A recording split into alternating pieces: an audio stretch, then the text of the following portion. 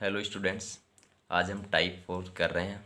Second theorem का जो part चल रहा है क्वेश्चन सीरीज़ का, उसमें टाइप 4 वाले जो क्वेश्चन है वो करेंगे। तो देखो इसमें टाइप 4 में क्या है, हमने अभी थोड़ी देर जो टाइप 3 था उसमें क्या किया था कि यदि आपके पास जैसे एक सर्किल है और उसमें एक कोड है, यदि आप सेंटर से परपेंडिकुलर ड्रॉप कर रहे हो तो उस कोड को क्या कर रहा है, 2 इक्वल पार्ट में डिवाइड कर रहा है। तो सेम ही वही कॉन्सेप्ट को थोड़ा सा इसने एक्सटेंड किया है कि उसको कैसे और यूज कर सकते हैं। तो देखो सबसे पहले तो यहाँ पे 2 कोड तो आपको डायरेक्ट दिख रही हैं। इसका मतलब यहाँ पे हम सेकंड थ्योरम डायरेक्ट लगा सकते हैं। क्यों? क्योंकि देखो 2 4 6, इसका मतलब जो ए ई पार्ट है वो आपका डायरेक्ट यहाँ पे आ सकता है। लेकिन जो सवाल में जो पूछा है वो देखो क्या पूछा है कि find the radius of the given circle. अब यदि सर्किल की रेडियस फाइंड करनी है तो इसका मतलब इसका सेंटर होगा कहीं ना कहीं।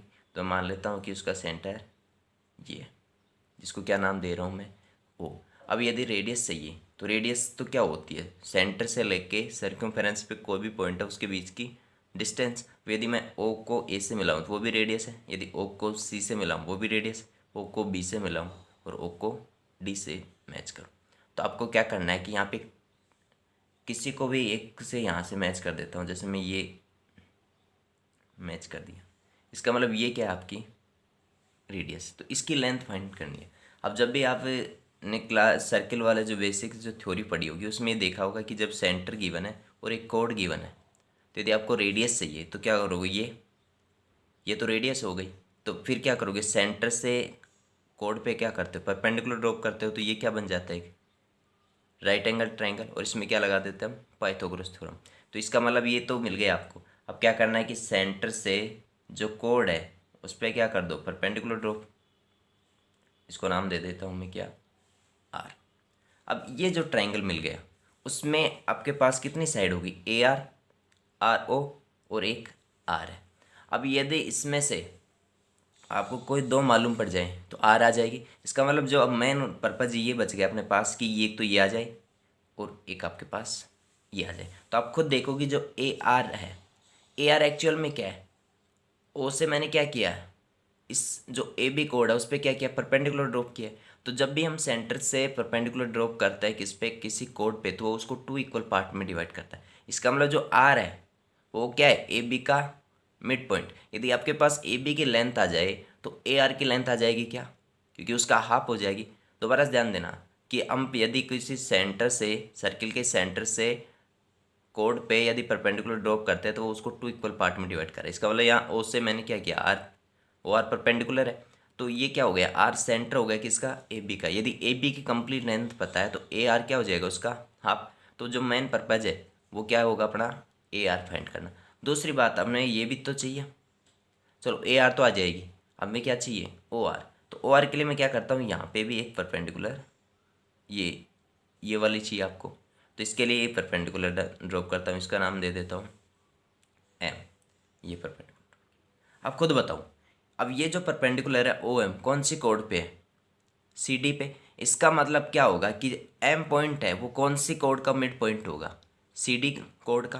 क्यों? क्योंकि सेंटर से कोड पे यदि हम परपेंडिकुलर ड्रॉप करते हैं तो वो क्या करता है, उस कोड को 2 इक्वल पार्ट में, इसका मतलब एम मिड पॉइंट हो गया। तो यदि आपके पास ओ एम चाहिए, ओ एम चाहिए, तो इसको देखो हम कैसे फाइंड करेंगे क्योंकि ये तो पता चल गया भाई ये टोटल आपके पास सी डी है। अब यदि ये सी डी है तो ये जो, यदि मैं सी एम की बात करूं तो सी एम क्या होगा, इस टोटल का हाफ। तो टोटल क्या है, 4 और 6, टोटल कितनी हो गई, जो सी डी की जो लेंथ है वो कितनी हो गई आपके पास, 10। अब सी डी की लेंथ यदि 10 है तो ये मैं आपसे पूछूं कि बताओ सी एम की लेंथ कितनी होगी, 5, क्योंकि उसका क्या हो जाएगा, हाफ हो जाएगा। अब यदि सी एम की लेंथ आपके पास 5 है और यहाँ से यहाँ तक 4 है, यहाँ से यहाँ तक 4 है, तो खुद बताओ क्या होगा। अब देखो सी एम की वैल्यू कितनी आ गई, 5। अब आपको क्या चाहिए, एक तो इस ट्रायंगल के लिए ए आर चाहिए और एक क्या चाहिए आपको, ओ आर चाहिए। तो एक बात बताओ, जो ओ आर है वो किसके इक्वल होगा, एम ई के। तो O R equals to M E. इसका मतलब यदि एम ई आ जाए तो ओ आर आ जाएगा। तो एम ई कैसे आएगा, सी एम में से क्या सब्ट्रैक्ट कर दो, सी एम माइनस सी ई। तो सी एम की वैल्यू कितनी है आपके पास 5, और माइनस सी ई, जो सी ई है उसकी वैल्यू कितनी है 4। इसका मतलब ये जो लेंथ है ये कितनी आ गई 1, ये 1 है तो ये भी कितनी आ गई 1 आ गई। यहाँ तक का काम तो ख़त्म हो गया। इसका मतलब आपको ए आर और चाहिए, ए आर चाहिए तो ए आर क्या है ए बी का हाफ पार्ट। तो यदि ए बी कोड आपके पास आ जाए, ए बी की लेंथ, तो ए आर भी आ जाएगा। तो देखो यहाँ पे मैं क्या करता हूँ कि जो ए बी और सी डी है उसमें क्या लगाता हूँ सेकेंड थ्योरम। तो ये क्या हो गया उसका इंटरसेक्शन पॉइंट। तो सी से कहाँ, ई से कहाँ जाऊँगा मैं ए पे, और ई से कहाँ आऊँगा बी पे। तो E A into E B equals two, फिर ई से कहाँ जाना है सी पे, और ई से कहाँ पे जाना है डी पे। तो ई सी इंटू ई डी। तो यहाँ पे देखो ई ए नहीं पता तो मान लेता हूँ क्या है X into E B two, E C 4 into 6। तो यहाँ से जो x की वैल्यू आएगी वो कितनी आएगी 2 से कैंसिल करेंगे तो ये 2 आया तो 12 आ गया। और x किसको माना मैंने ए ई को, तो ये आपके पास 12 किसकी वैल्यू आ गई ए ई की। अब एक बात बताओ, जो ए आर है वो क्या है ए बी बाई 2। तो देखो ए बी की जो लेंथ है वो कितनी हो गई टोटल, यहाँ से लेके यहाँ तक तो 2 है, और ये कितनी है आपके पास अभी फाइंड किया है 12। तो टोटल क्या हो गई ए बी की वैल्यू हो गई आपके पास 2 प्लस 12/2। तो इसका मतलब कितनी आ गई 7। समझ में आ गया होगा कि ये ए ई की वैल्यू आपके पास 12 आई, यहाँ से यहाँ तक 2 है तो उसका आप ये 7 सेंटीमीटर।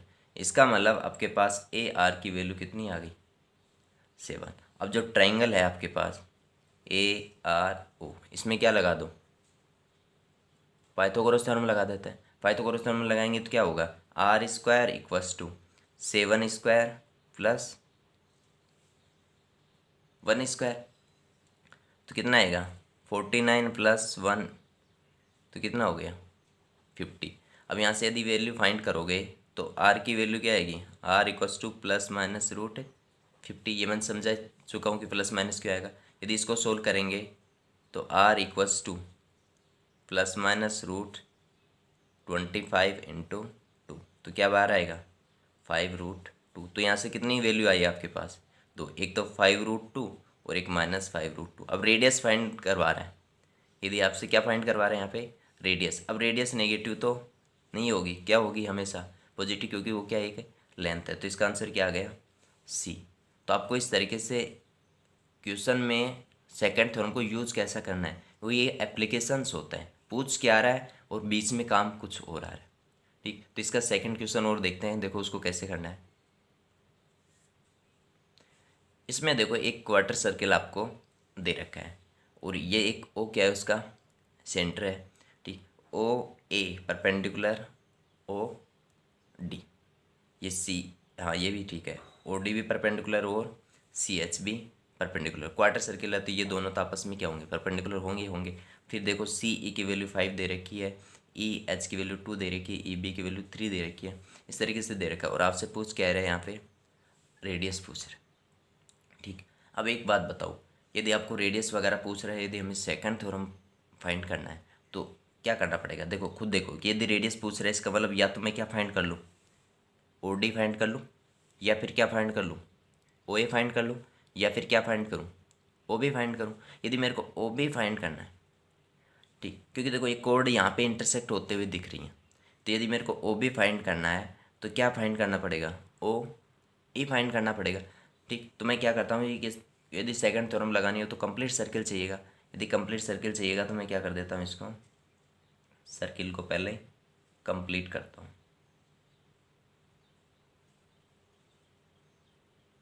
ये आपका सर्किल कंप्लीट हो गया, और जो ये कोड इंटरसेक्ट कर रही हैं उनको मैं एक्सटेंड करता हूँ। तो एक्सटेंड करूँगा तो ये देखो ये कहाँ पे आ जाएगा, इसको नाम दे देता हूँ आई, और ये जो कोड है ये एक्सटेंड करूँगा, इसको नाम दे देता हूँ जी। ठीक, अब एक बात बताऊँ कि यदि मेरे को यहाँ पे सेकंड थ्योरम लगानी है तो मैं ई से कहाँ जाऊँगा एच जे पे, और ई से कहाँ आऊँगा बी पे। ठीक, तो E into E J into E B equals to, फिर इस कोड के लिए लिखूंगा तो ई से कहाँ जाऊँगा, सी पे, और ई से कहाँ आऊँगा, आई पे, क्योंकि सर्कमफेरेंस तक ही आता है अब तो, ई सी इंटू ई आई। अब इनमें वैल्यू चाहिए आपको, ठीक। अब एक बात बताओ कि ई जे आपको चाहिए, तो ये तो पता ही नहीं है आपको, ठीक है। तो मैं क्या करता हूँ कि यहाँ ई जे ओ है, ये क्या आपकी रेडियस है, और रेडियस पूछ रहे तो इसको मैंने क्या मान लिया, आर। तो एक बात बताओ, ये ओ से बी तक भी क्या होगा, रेडियस ही होगा। यदि ओ से बी तक रेडियस है तो ओ से ई तक कितनी लेंथ होगी, रेडियस में से कितना सब्ट्रैक्ट कर दें हम, 3। तो ये जो लेंथ है वो कितनी आ जाएगी, R-3।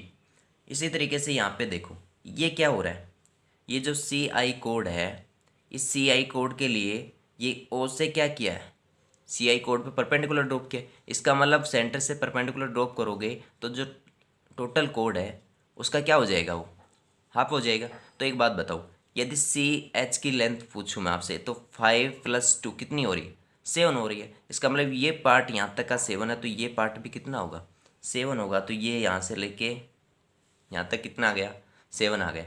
अब हम देखते हैं, इसमें हम फॉर्मूले में वैल्यू पुट करते हैं। तो ई जे यहाँ से लेके और यहाँ तक, तो यहाँ से यहाँ तक तो आर है, और ये कितनी है, R-3। तो ये टोटल कितनी होगी, 2R-3 इंटू ई बी की वैल्यू 3, ई सी की वैल्यू 5 इंटू ई आई की वैल्यू, ई आई कहाँ तक है, यहाँ से लेके यहाँ तक। तो ये तो 7 है और ये कितना है, 2। तो टोटल कितना हो गया आपके पास, 9। तो 2R-3 इक्वल्स टू, इसको कैंसिल करेंगे तो 3, तो कितना आ गया, 15। तो 2R इक्वल्स टू 15 प्लस 3, तो 2R इक्वल्स टू 18। तो R की वैल्यू कितनी आ गई आपके पास, 9 सेंटीमीटर। इसका मतलब इसका आंसर कितना आ गया, 9 सेंटीमीटर। तो इस तरीके से आपको इन सवालों को सॉल्व करना है। Thank you.